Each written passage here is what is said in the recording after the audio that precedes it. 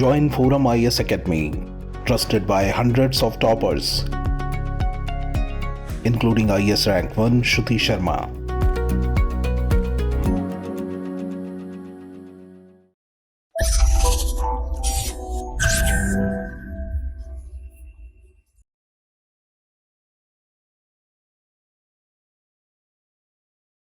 Hi, my name is Krishnan.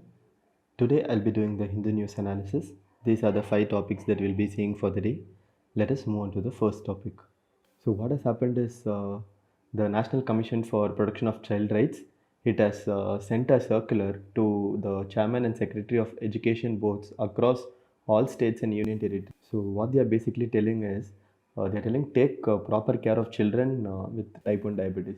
They are just telling them, give them proper facilities, ensure proper care is taken care of these children because these children are different from the other children, right? So they are sending a circular to ensure that these children are not left with suffering. So let us see about type 1 diabetes. So it is diagnosed in childhood itself.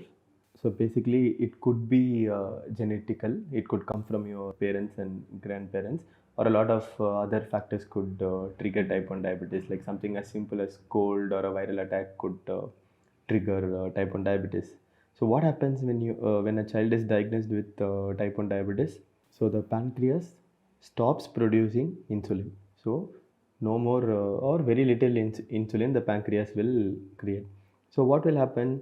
So for the child, you will have to constantly monitor the sugar level, and their physical activity should also be regulated. So what are the exercises that they are doing? All these things should be monitored. And finally, what you should do, they'll give you this insulin injections. So these children will be given with this insulin injection. They'll have to take it every day throughout their life. Next, let us see how type 1 diabetes is affecting India. So International Diabetes Federation Atlas 20, when it has come with the data, it is telling India has the world's highest number of children and adolescents with type 1 diabetes. So this is actually something to worry about. So we have 2.4 lakh patients here in India. So this is the type 1 diabetes capital of the world. So 2.4 lakh patients. You see, but what CBSE has done some years back itself, CBSE issued a circular telling if the children are diagnosed with type 1 diabetes, they should be allowed to carry eatables. Why they are allowed to do this? Because there's a medical condition called hypoglycemia, which means the body's sugar levels will go down. So once these children have this mid-afternoon snack, their sugar levels will increase. So to avoid this low sugar, what will happen if the sugar levels go down? Their hands will start shivering, or they might faint, they might lose consciousness. So these things will happen. So they'll have eatables in their hands, like a small snack whenever there is low sugar episode. So they are telling follow the same for exams also. Allow them to have medicines, snacks, water, a glucometer, glucose testing strip, or test blood sugar level, uh, or to have them flash glucose monitoring devices, and even insulin pumps. So what National Commission for Protection of Child Rights is telling, see, if the children are diagnosed with type 1 diabetes, you won't allow them to have a smartphone so that their sugar levels are monitored, but you give that phone to invigilator. So because utmost care should be taken care of, because these are all children, so they are giving all these recommendations. So as you can see here, this is the insulin secreting insulin producing cell in the pancreas. So this is for a normal person, it will be like this, uh, but here you can see for a diabetic patient, you can see how the insulin is. So all the cells are destroyed, so they can no longer produce proper insulin. So this is what type 1 diabetes is about. So why this becomes very important is because very often we see children with diabetes are discriminated in the school. So even teachers are not aware of their medical conditions, and when they have this episode of hypoglycemia, that is this low sugar level episodes, it can have an impact on their whole life. So whenever teachers see children going through this, they often panic and they'll not know what to do. So they are telling you train teachers also. And next, there's a case study. See, Tamil Nadu is the only state providing in 88. So this is a good thing. So this is what this article is about. Let us move on to the next topic. This topic is about raising the prices of essential drugs. So what has happened? Close to 384 essential drugs prices and over 1000 formulations, drug formulation, are going to see a hike of over 11%. So earlier, if it was 100 rupees, from now on it is going to cost 111 rupees. So this is a huge hike, right? So it is causing some furor. So why is this happening? This is happening because of a sharp rise in wholesale price index. So what will be rising? So essential drugs will rise, painkillers, anti-infection drugs, cardiac drugs, antibiotics. See, all these are very essential, right? Used by elderly people, used by children. So 11% hike is a huge hike. So how this hike takes place? Because see, there's something called as National List of Essential Medicines. So the government maintains this. So hikes will be from this list only. So this is based on wholesale price index. So this might be a prelims question because monetary policy committee's inflation is targeted based on CPI, but for medicines it is based on WPI. So keep this in mind. So they might ask this also. So who is the authority? National Pharmaceutical Pricing Authority. So they'll only give the price. So what has happened? This year it is close to 12.12%. Last year it was only 10.7%. So how do they come up with this change in price? This is to the Drug Price Control Order 2013. So using this, they do the year-on-year change on drugs. This is based on wholesale price index. So this is very important. So last year it was 10.7%. This year this is 12.12 percentage. So why they are doing this? Why uh, price increase? Because see, price rise would ensure that there is no shortage of medicines. So at the other end, what will happen? Patients will also keep getting their medicine. So it is a win-win situation only. So that is why what the government is telling, we are raising the prices in a controlled manner. So that is why they are telling only if you raise it in a controlled manner, both the manufacturers and patients both will be beneficial. So what happened? Earlier 10% hike was allowed by the authority, but what happened? The manufacturers did only 5% hike because of the market situation. So the market was good, people were buying, so they did. So they thought with 5% hike they can get profit and so on and so forth. So what they're telling, see, even though we raised it to 10%, manufacturers did only 5%. So this time also it is 12%, but we can expect the manufacturers following a very small hike only, like that the authority is telling. But few people are against this because see, they're telling this is second year in a row that wholesale price index is higher than the annual permitted price hike for non-scheduled formulations. So see, year on year it is increasing. So if it keeps increasing, it will distort the prices of essential medicine. So if you keep increasing the price of the medicine, what is the use of fixing the price of essential medicines? This is not making any sense, right? See, that is why we have an authority to make sure that essential drugs prices won't go up. But every year, if it is rising, what is the use? Like that, people are asking. So this is what this article is about. Now let us move on to the next topic. This topic is about India coming under fire in the World Trade Organization. So what has happened? Member countries have raised concern about India's MSP. So what is MSP? You all know about MSP, right? Minimum support price. So this is the minimum amount with which the government will buy rice, wheat from the farmers. So why are they raising concerns about it? Is because they are accusing India of breaching subsidy limits. So why is this subsidy limits very important? So because in we'll see about this later. Because in WTO, subsidy limits are very important. So first, what they said, see, you are breaching subsidy limits. This is wrong. This is against WTO rules. Next, what they are telling, when we are asking about this, you are not replying properly. So they are telling these two are the problems. So India didn't reply properly when their concerns were raised. So this is their problem. So subsidy is their main problem. So what is their other problem? In WTO's agriculture committee, what they are telling, our main problem is with the public stock holding. So they are telling we want more details on public stock holding. So this is what it is. So MSP program is under scrutiny. So why this public stock holding and MSP is under scrutiny? We'll see it.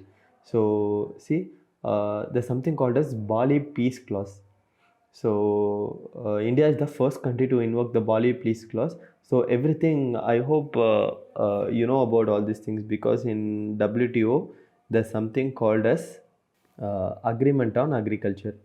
So in this, what will happen for developing countries? There are some subsidy limits.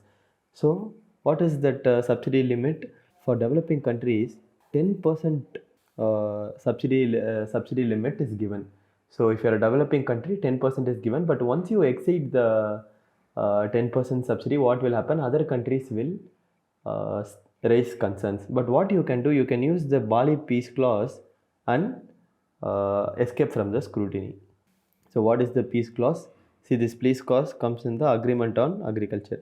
So under WTO external trade topic, you should study all this, very important. So peace clause allows 10% breach. So if you do that, other members cannot take legal action, because see, why peace clause was given is because in a country like India, a lot of poor and hungry people, right? So we need to give a lot of subsidy and produce enough food so that the food needs, the food security of these people are taken care of. So once you invoke peace clause, others cannot invoke legal action.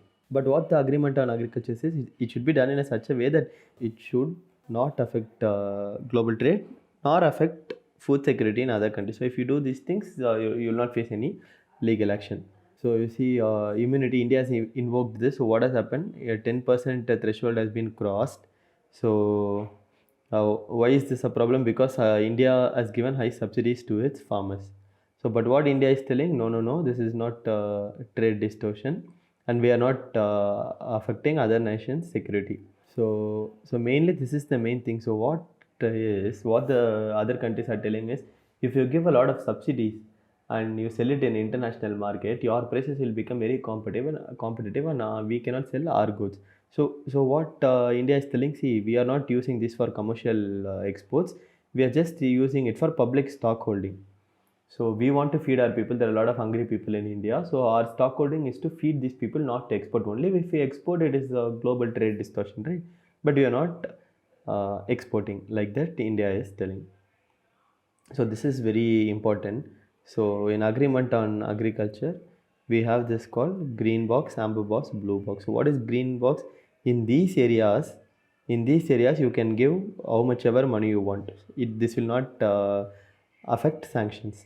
What is blue box? Blue box is trade limiting. For example, in Canada, Canadian government will say you stop production. There will be a lot of wheat producers. They say you stop production, and to stop their production, they will give money. So that is blue box. But what is amber box? Amber box is like yellow color, right? In a traffic signal, if you exceed, it will become red. If you go beyond, it will become green. So amber box is like that. So amber box is trade distortion. So what you should not do here, you should not give irrigation subsidies, insurance subsidies, all these things. If you give, it will attract amber box status. So this comes under agreement on agriculture in WTO. So this is a very important area. They might ask questions from these areas. Now let us move on to the next topic. This topic is about inheritance and Muslim personal laws. So why is this in news? Because recently a couple in Kerala registered their marriage under Special Marriage Act. So why this made to the headlines is because a lot of people get married under the Special Marriage Act, right? But what is surprising here is 30 years back they got married according to Islamic principles.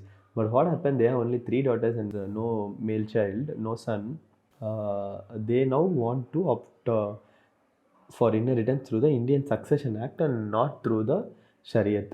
So this is why. So let us see what is Islam's stand with respect to women and inheritance when it comes to daughters. So in Quran, Surah Nisa, it says whatever parents and close family relatives leave for men, it should be the same for women also. But a lot of Islamic scholars say women should get off of what men get as inheritance. So let's say a man gets 6 acres of land as inheritance, a woman should get 3. So this is what all scholars unanimously agree this. Why? Because they say men are bearing the expenses of the family. So what are the expenses? Raising the family, sending children to school, healthcare, and even expenses of the wife. Everything man has to take care. So for that only they are telling half only should be given to women. So what will happen after the husband dies? Women, the wife gets 1/8 of the husband's property if she has son. If no sons, she gets 1/4 of the property. So whatever is remaining, the share is there for uncle, aunt, grandparents that are close family members. But the problem arises when the couple has daughters and no son. What will happen? They'll get only 2/3 of their property. Rest 1/3 will go to the wife and the paternal side of the father. So see paternal blood relatives. So fearing this, what the couple thought, they wanted their property not to go to their paternal side. So what they did, they got married under the Special Marriage Act. So Indian Succession Act will apply. So their children, their all 3 daughters will get the full property of the father. So what else they could have done? They could have done something called as wasiyat. In wasiyat, what is wasiyat? Wasiyat means will. So father can give it in writing that a particular son or daughter can inherit more than others. So what does it mean? Why can they see? Sometimes what will happen? 2 children will go and stay in abroad. One son will stay back in India to take care of the parents. So in that case, father will write a wasiyat, that is will. In that he'll say, since this son or daughter stayed with me for a long time, this person will get more share than others. So this is wasiyat. So in wasiyat there is option of hiba. So what is hiba? This is like giving a gift. So this is the unrestricted transfer of wealth or property to a person during the lifetime. So not necessarily the person should be in bloodline, he can be anybody.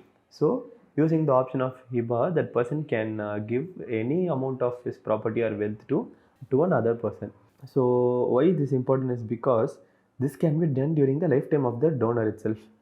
So Islamic law comes into picture only after death, right? But if you use the option of hiba, you can give your property during your lifetime itself. So the article is telling, see, the couple could have used this option, that is the option of hiba. I don't understand why they used Indian Succession Act, but they could have used this itself, like that the author is telling. So this is what this article is about. Let us move on to the next topic. This topic is about creating a comprehensive digital personal data protection. What and all is being done globally and what India needs to do to ensure that the rights and data of the citizen is protected. So why is this in news? Because Digital Personal Data Protection Bill 2022 comes after 5 years of deliberation. So 5 years there have been discussions and deliberations. So now it has come into the picture again.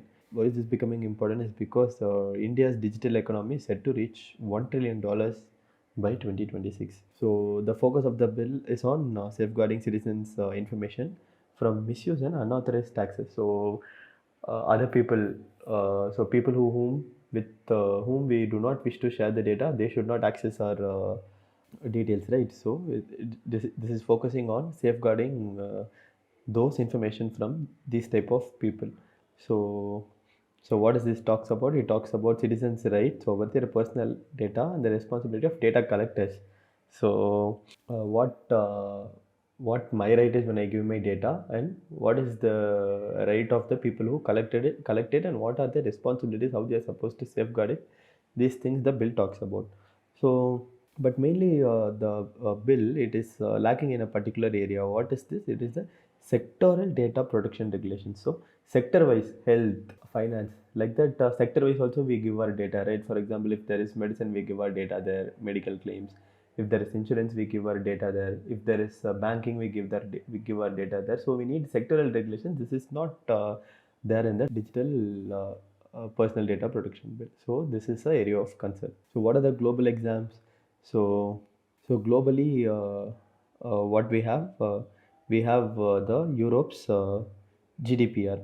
So before moving on to the global exam, let us look at the certain parts of the bill. So section 29 of the bill says the bill will complement, that is the pre-existing regulations. It will only complement and not create exemptions. In case there is conflict between different regulators, what will happen? The bill will prevail.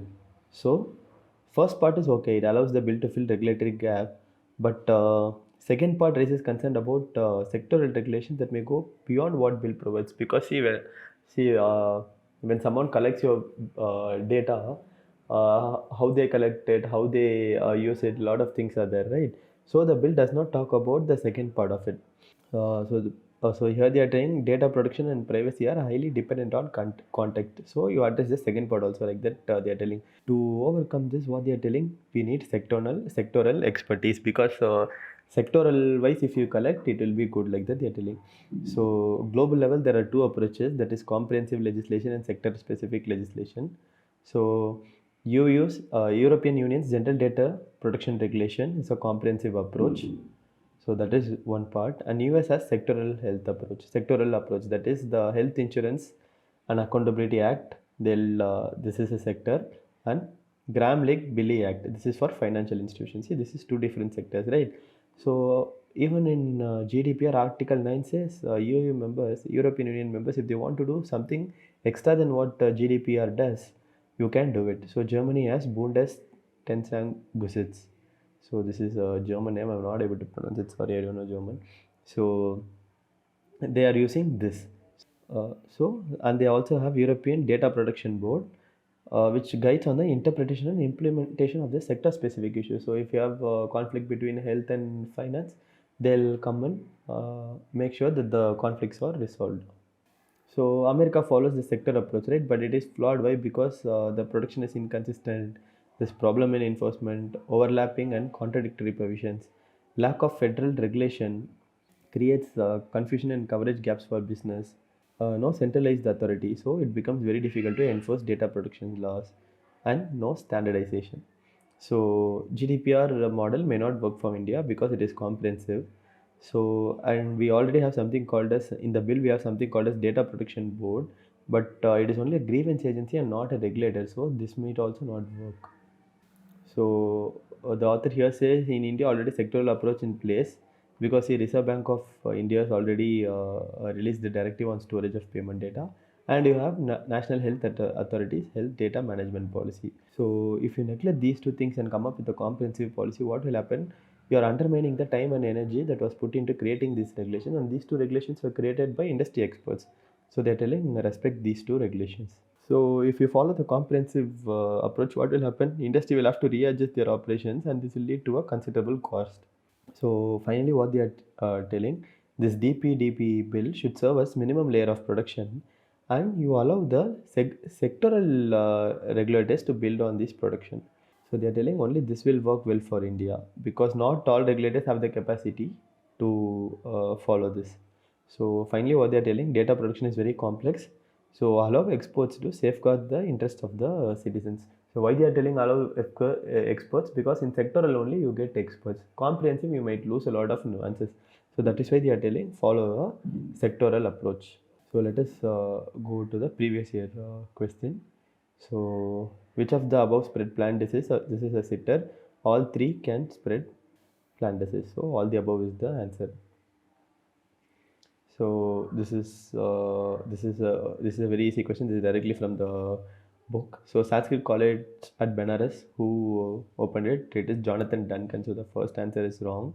So option A and C will go. Calcutta Madrasa, yes. Warren Hastings, that is right.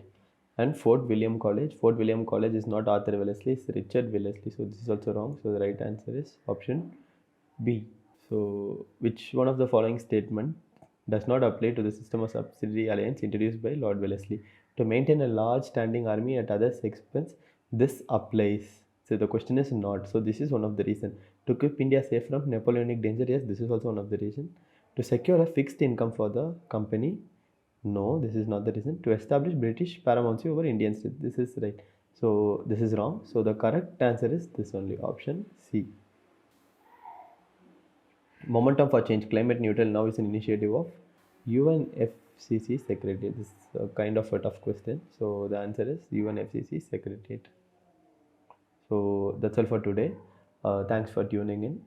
I hope you liked it. You can comment, subscribe, and share it among your friends. You can follow us on YouTube, Instagram, Telegram, and Facebook as well.